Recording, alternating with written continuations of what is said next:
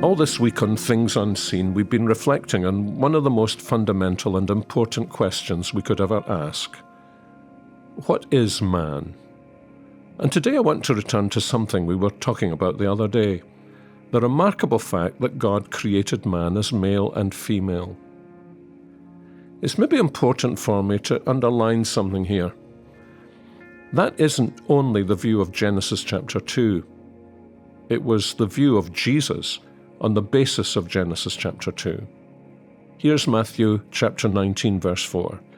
"Have you not read," he asked the Pharisees, "that he who created them from the beginning made them male and female, and said, Therefore a man shall leave his father and mother, and hold fast to his wife, and the two shall become one flesh.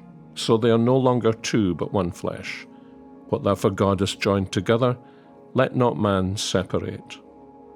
He could not have made it clearer that the teaching God gave in the beginning, far from being contradicted, changed, or adapted by Jesus, as sometimes people say, is the very teaching of Jesus.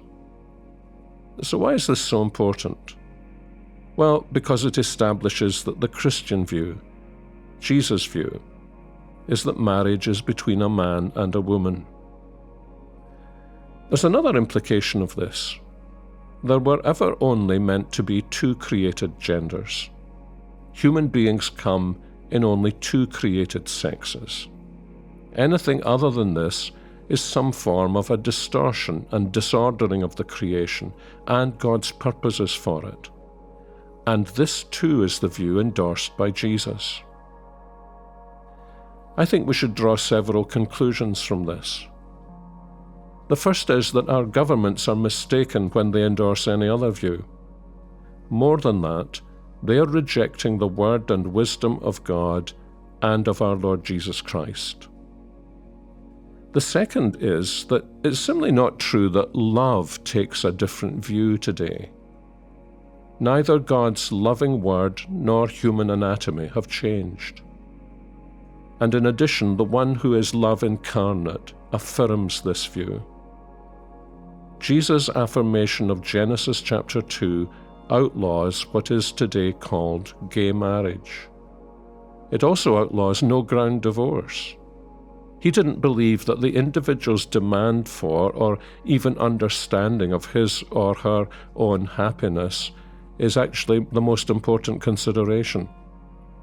For incarnate love does not tolerate the disordering of God's creation order.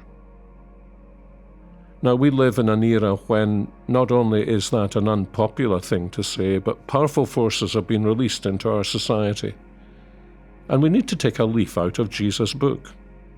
Or, to put that in other terms, we need to take a leaf out of Jesus' logic, which unmasks the deception that, quotes, love conquers all things, in this case, all obstacles and barriers to what I want to do. 7 words are all the biblically instructed Christian needs. From the beginning, it was not so. End of argument. Today, in our world, we're told that women exchange relations with men and vice versa for same-sex relationships. And instead of the threatened thunder and lightning of God's judgment, there is happiness. But if Romans chapter 1 verses 18 to 32 makes one thing clear, it's this.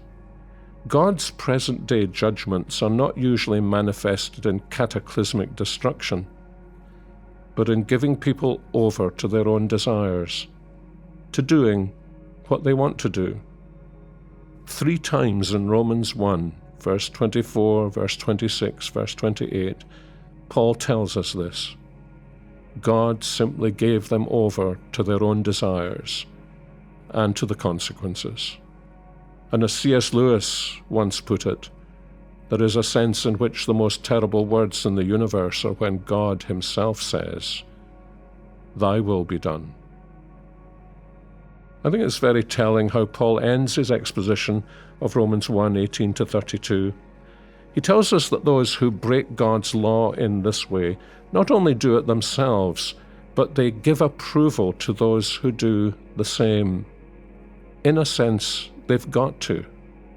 Rebellion against God must have company. It must make its own way normal, and if possible, normative. But as often enough been said, we can never finally break God's law. It's indestructible. We can only break ourselves against it.